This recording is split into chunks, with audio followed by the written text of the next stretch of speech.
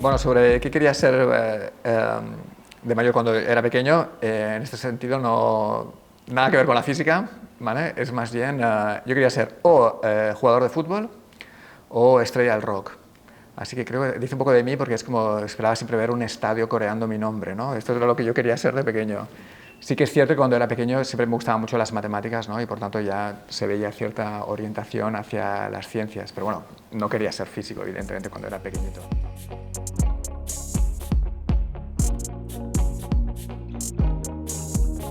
¿Por qué elegí física en lugar de dedicarme al rock o al fútbol? Bueno, con el paso de los años ya vi que ni era buen cantante ni buen jugador de fútbol y por el contrario las matemáticas o la física se me daban muy bien. La física o una ingeniería, ¿no? Te sirven para aplicar conceptos científicos pero a una realidad un poquito más cercana a la realidad, que son las matemáticas, y por lo tanto esto explicó por qué me decanté hacia una ingeniería y una física. Empecé por telecomunicaciones porque quizás en aquella época era más prestigioso, también una cuestión de prestigio, ¿no? Y luego empecé física y vi que al final, también me motivaba el aspecto un poquito más abstracto y fundamental de la física respecto a una ingeniería. O sea que fui un poco ajustando entre fundamentos y aplicación a la realidad, ¿no? Y en este camino, pues la física me daba un buen compromiso entre los dos lados.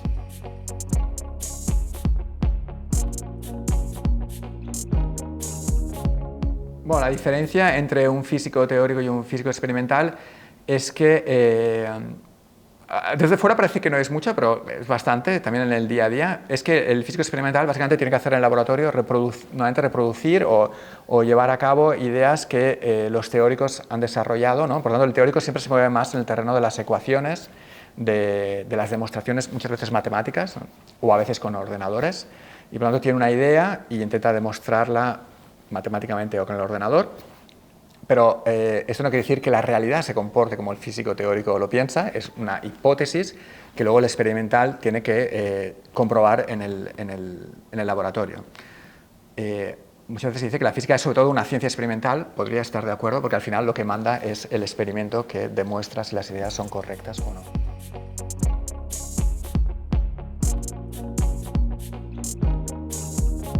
Bueno, lo que yo hago en el día a día es justamente, es muy parecido a cuando uno está en el colegio y resuelve problemas de matemáticas, pues en cierta manera es una como evolución de esto, pero es muy parecido a lo que hacemos en los colegios resolviendo problemas de matemáticas. O sea, yo tengo un problema que me interesa, una cuestión. A veces también el mero hecho de plantearse qué es el problema interesante es difícil, ¿vale? O sea, hay muchos problemas para considerar y a veces también el buen investigador es aquel que elige las buenas preguntas a responder. O sea, ya hay un cierta genialidad a la hora de la elección del problema. Y luego hay un segundo paso de genialidad o de ingenio, ¿no? Que es el resolver este problema. Y ahí sí que entonces es una cuestión muy parecida a lo que hacemos en el colegio de resolver un problema matemático, resolver una ecuación.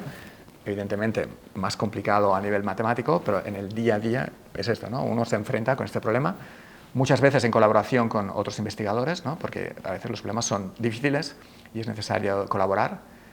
Y entonces en un momento dado demuestras, ¿no? Resuelves, como pasaba en el colegio, el problema matemático, y eso tiene las implicaciones que tú esperabas resolver a la hora de la elección del problema. ¿Sí?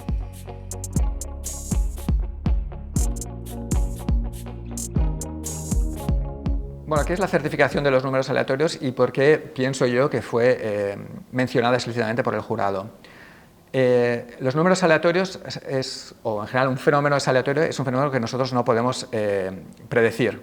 El típico ejemplo es cuando uno tira una moneda o un dado, ¿no? De antemano no podemos decir, o cuando uno va a un casino y juega a la ruleta rusa, pues no podemos predecir cuál es el resultado que vamos a obtener. ¿Por qué esto es relevante? Bueno, esto es relevante sobre todo para aplicaciones de criptografía. ¿Qué es la criptografía? Pues la criptografía son las técnicas que nosotros tenemos para enviarnos información confidencial. Si yo quiero enviar a un colega mío una información secreta, pues evidentemente si tomo el teléfono y lo envío tal cual, esto es un riesgo, porque tengo que encriptar la información, tengo que esconderla para que solo mi amigo pueda leer esta información que yo estoy enviando. Eso es la criptografía. Entonces, la criptografía yo tengo que enviar secretos y tengo que hacerlos escondidos, ¿no? Quizás también, de nuevo, de pequeños nosotros a veces hemos jugado con pequeños esquemas criptográficos, tipo representas el alfabeto, donde las letras están por símbolos, ¿no? Esto es un esquema muy simple, que es muy fácil de romper, pero es una primera manera de esconder un secreto, ¿no? Entonces, ¿por qué es interesante la criptografía? Bueno, porque hoy en día las transacciones, el intercambio de información confidencial lo hacemos todos los días, ¿no? Con el móvil, pues tú te conectas a tu cuenta bancaria, ¿no? Pues todo esto tiene que estar encriptado, ¿no? Entonces, tenemos que enviar información secreta y tenemos que hacerlo de una manera que nuestro enemigo no pueda romper y no pueda leer. ¿Cuál es el recurso que entonces necesitamos para este tipo de aplicaciones? Algo que nuestro enemigo no pueda predecir, porque si lo puede predecir, lo va a romper. Si no lo puede predecir, es un secreto. ¿Qué es algo que nuestro enemigo no puede predecir? Números aleatorios. Por lo tanto, el azar, que muchas veces se concibe en primera aproximación como algo negativo, es algo para criptografía muy positivo. Nuestros ordenadores todos tienen un generador de azar, todos, porque los usan siempre. Y entonces, ¿cuál es el modo natural de generar azar, de generar números aleatorios? Es a través de la física cuántica. Hay una frase muy conocida que se atribuye a Einstein. A Einstein no le gustaba la física cuántica justamente porque es aleatoria, hay azar, ¿vale? Y él decía que Dios no juega a los dados. Es una frase que se conoce, ¿no? Porque a él no le gustaba una teoría de la naturaleza donde hubiera azar. Se ha demostrado que Einstein no tenía razón y que en el mundo cuántico hay azar. Entonces lo que nosotros hemos demostrado es cómo utilizar este azar de la física cuántica, algo muy fundamental, para hacer protocolos de criptografía, algo aplicado.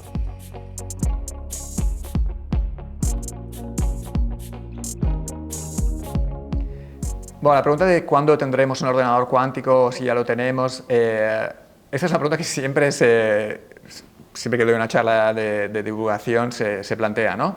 Entonces yo lo que hago, lo primero es devolvérsela al que me la pregunta y pensemos en los ordenadores que tenemos hoy en día, ¿no? Yo tengo mi portátil o uno tiene un ordenador en casa, ¿no? ¿Hubo un día donde tuvimos nuestro primer ordenador? Bueno, para nosotros sí, yo me acuerdo, fue un Spectrum 48K pequeñito que tuve, ¿no? Pero para la humanidad hubo un día donde se dijo, el 15 de febrero del 1963 hubo el primer ordenador. Esto no existió, ¿vale? Los ordenadores son máquinas de cálculo que han existido siempre. Podríamos hasta llegar a decir que un ábaco es un ordenador, ¿vale? Un ordenador es una máquina de cálculo y siempre han existido y han ido evolucionando. Entonces yo creo que lo mismo pasa para los ordenadores cuánticos. Yo diría que a día de hoy ya tenemos ordenadores cuánticos, porque de hecho existen máquinas que es una máquina de cálculo que utiliza las leyes de la física cuántica. Por tanto, según la definición, es un ordenador cuántico. La pregunta realmente es interesante es cuándo tenemos un ordenador cuántico que nos permite hacer cosas que no podemos hacer con nuestros ordenadores de hoy en día. Y esto, para problemas de interés para la sociedad, no ha pasado aún, ¿vale? Se está trabajando para ello. Tenemos resultados teóricos que demuestran que un ordenador cuántico nos permitirá conseguir resultados que no son posibles con los ordenadores que tenemos a día de hoy, utilizando las leyes de la física cuántica, pero en la práctica, en el experimento, no ha sido llevado a cabo. ¿Cuándo? Pues yo soy de naturaleza más bien optimista, yo pienso que entre 5 y 10 años pasará.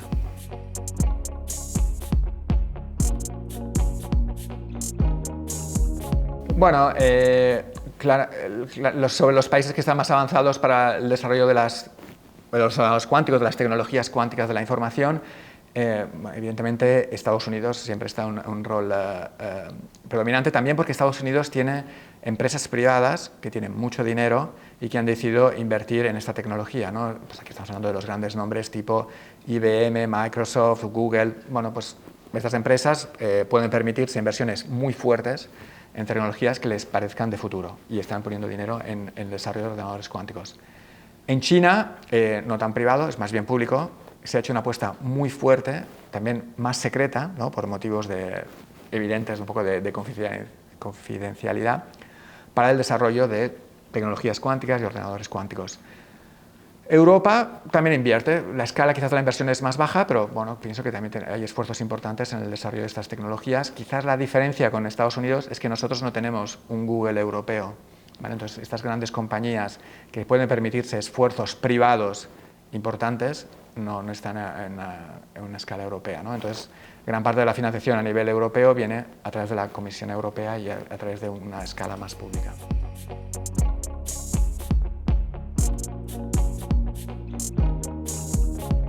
Sobre la implicación europea, yo creo que nos damos por satisfechos. Yo creo que Europa ha hecho una apuesta por las tecnologías cuánticas que es, dada la escala en la que se mueven los parámetros, ¿no?, que existen en Europa, es generosa.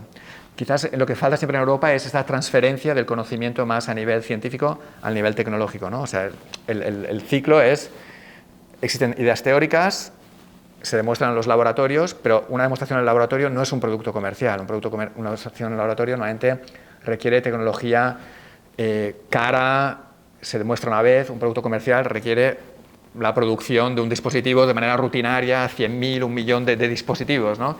Y esto parece trivial, pero no es para nada trivial, este último paso, ¿no? Y esto es quizás lo que a nivel europeo siempre cuesta un poquito más, la transferencia de un laboratorio tipo ICFO a una empresa, ¿no?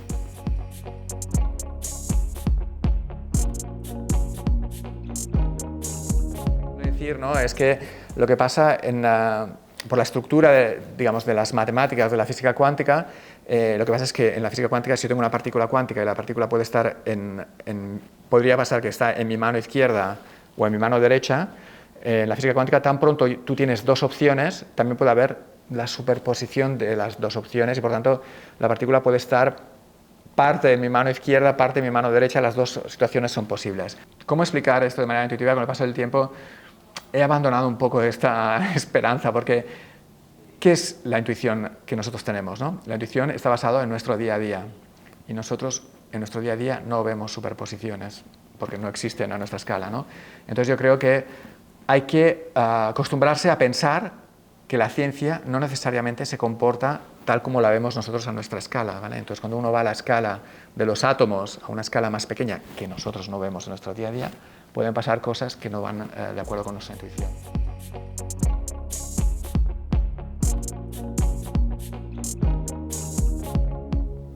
¿Cómo afectará un ordenador cuántico a nuestra sociedad? Es una pregunta que no sabemos, porque tampoco sabíamos cómo un ordenador en la década de los 50, 60, nadie hubiera planteado lo que estamos viendo hoy en día, en la cual hasta un móvil es un ordenador que te hace operaciones, ¿no? Todos llevamos 2 o 3 ordenadores con nosotros, ¿no? La tableta, el móvil, el portátil y luego igual un fijo. O sea, esto nadie lo habría planteado. Entonces es muy complicado. Lo que sí sabemos hoy en día es que gran parte de nuestra riqueza y nuestro conocimiento está basado en la resolución de ciertos problemas. O sea, utilizamos ordenadores para resolver ciertos problemas y estos problemas nos permiten generar riqueza. Tipo, una empresa tiene que llevar unos paquetes a cierta distribución de ciudades, ¿no? Pues quiere ahorrar en gasolina y por tanto busca la ruta más corta. Esto es un problema matemático que nosotros no podemos resolver con papel y lápiz, lo resuelve un ordenador. Y si tu ordenador lo permite resolver, pues mejorarás tu ruta y si no, pues no. Entonces, este es un ejemplo, ¿no? Pero sabemos hoy en día, esto es una certeza, que si tú tienes una buena máquina de cálculo, puedes generar más riqueza y más bienestar. Por lo tanto, si el ordenador cuántico es una máquina de cálculo más potente, esperamos que llevará a mejores condiciones de vida para la humanidad.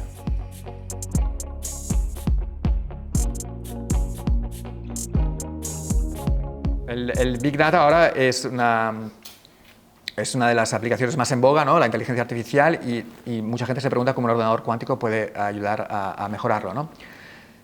Entonces, una de las esperanzas que hay, pero no existen resultados, en este caso, definitivos, es un campo de investigación, intentar entender cómo un ordenador cuántico puede servir para el Big Data, ¿no?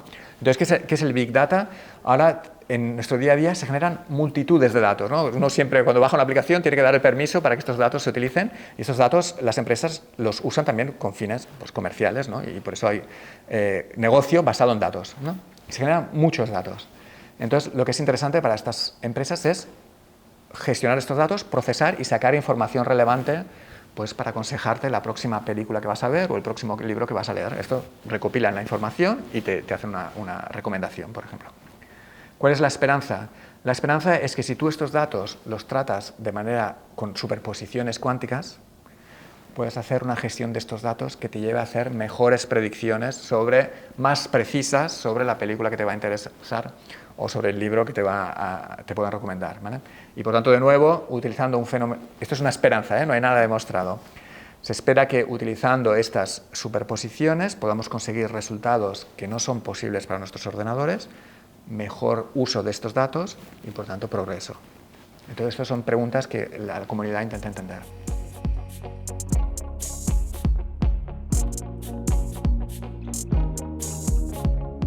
Así como, digamos, uno de los problemas ahora sobre los cuales estamos más interesados en trabajar es, está relacionado un poco con la mención que se hizo el jurado sobre esta comunicación cuántica, ¿no?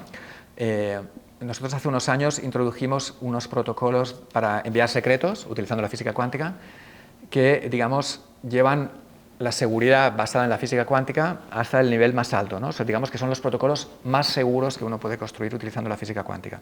¿Vale? Pues, para un enemigo, un hacker que intenta leer la información, es muy complicado que la pueda leer y nosotros dimos las claves para cómo podíamos utilizar la física cuántica para diseñar estos protocolos.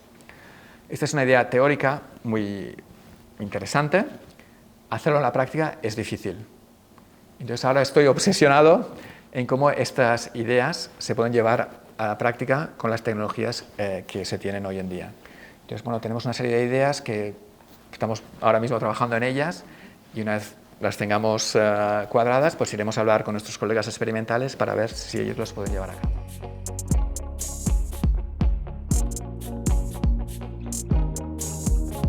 En mi proceso habitual de trabajo me muevo siempre a un nivel teórico, pero también más fundamental, pero también me gusta, si posible, bajar un poquito y hablar con experimentales para entender cómo mis ideas teóricas pueden bajar, ¿no? Y empezar este proceso y llegar hasta el mundo experimental para demostrarlo.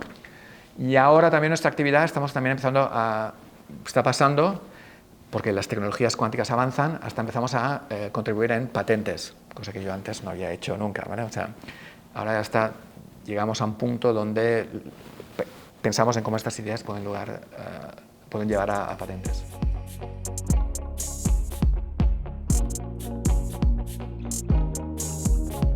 Sobre cuándo recibí la llamada del premio, me acuerdo perfectamente, evidentemente son cosas que no se olvidan, ¿no?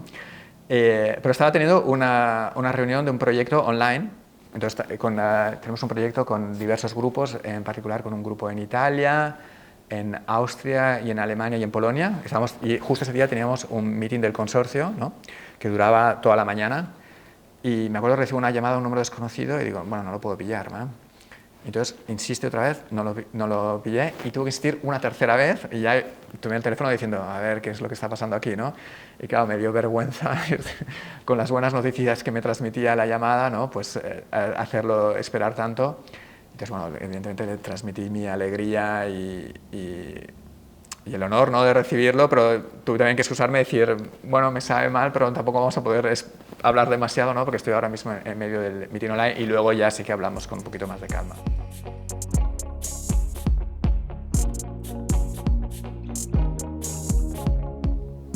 Sobre la presentación de premios Nobel en un jurado, evidentemente esto es algo que a uno le da mucha alegría, ¿no? Es un reconocimiento que estos grandes intelectos, ¿no? O sea, evidentemente un premio Nobel a veces pasa con los premios, ¿no?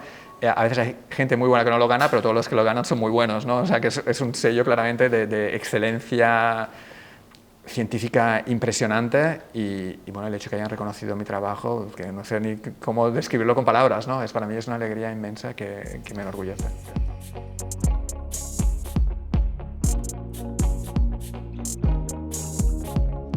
Si conocía el premio Rei Chauma I, sí, evidentemente lo conocía porque es un premio muy prestigioso, bueno, es reconocido y por tanto sí que lo conocía. Bueno, para mí la definición de una palabra es, como he dicho, es un premio muy prestigioso, por tanto es prestigio, y si puedo añadir otra más, reconocimiento.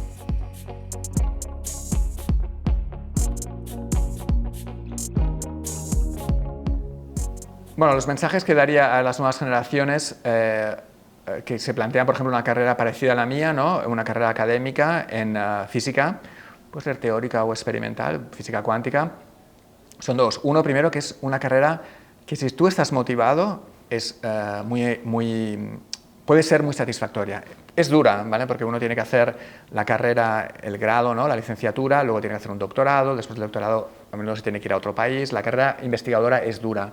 pero sí, realmente es una carrera que te puede satisfacer mucho a nivel personal, porque cuando uno tiene motivación por aprender, da muchas posibilidades de aprender. Yo cada día aprendo. O sea, mi motivación sigue fresca como el primer día, porque me sigue interesando los problemas que tengo que resolver, me sigue apasionando hablar con la gente de mi grupo para intentar resolverlos. O sea, es algo que la motivación y la gasolina te dura mucho tiempo, y eso es algo que no todas las disciplinas que quizás pueden ofrecerte, ¿no? Esto es más sobre la carrera investigadora en sí. Si realmente estás motivado por este tipo de trabajo, ¿no?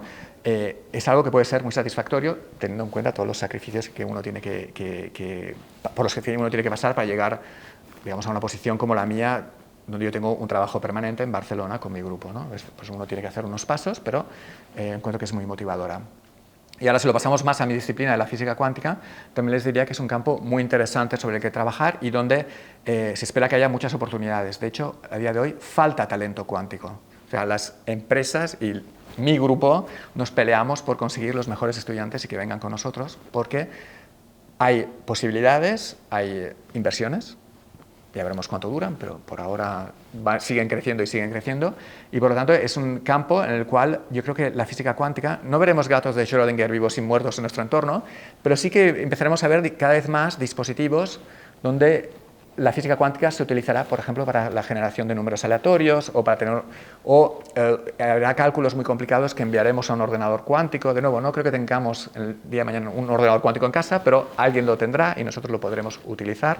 Por lo tanto, es un campo que yo lo veo claramente al alza, y donde si uno está motivado, como decía antes, y además le gusta la física cuántica, se abrirán muchas posibilidades, tanto a nivel teórico como lo que hago yo, como trabajando en empresas que desarrollen tecnologías cuánticas. Uno tendrá todo este abanico de posibilidades, desde la física teórica a la física experimental, a la empresa, para trabajar en temas relacionados con la física cuántica. Por lo tanto, yo creo que es una posibilidad muy a tener en cuenta para un joven que le interese la investigación, ciencia o tecnologías.